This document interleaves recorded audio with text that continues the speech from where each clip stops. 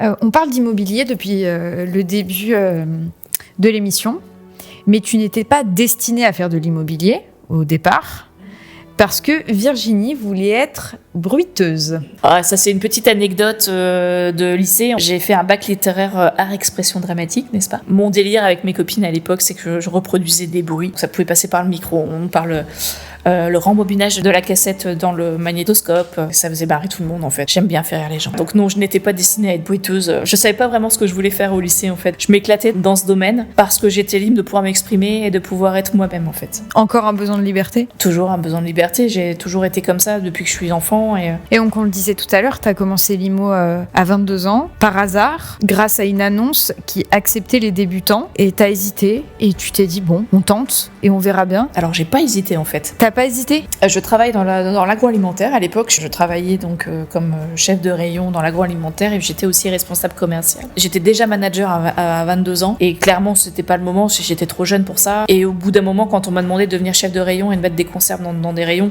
ça me correspondait pas du tout d'être enfermée. Et effectivement, à l'époque, la petite anecdote de ça, c'est qu'on trouvait du boulot sur le Top Annonce. C'était un magazine papier, puisque nous n'avions pas Internet, n'est-ce pas, à ce moment-là. Et en fait, j'ai vu cette annonce-là. J'ai pas hésité, en fait. J'ai appelé tout de suite. J'ai eu l'entretien, je crois, 2 jours après. Il me disait c'est OK et j'ai démissionné dans la foulée. Et let's go.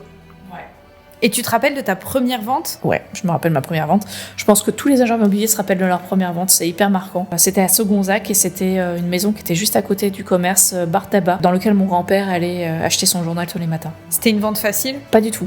C'était, je pense, une des plus complexes que j'ai eu à faire parce que c'était une succession. Plusieurs vendeurs. Ça faisait même pas un mois que j'étais à l'agence.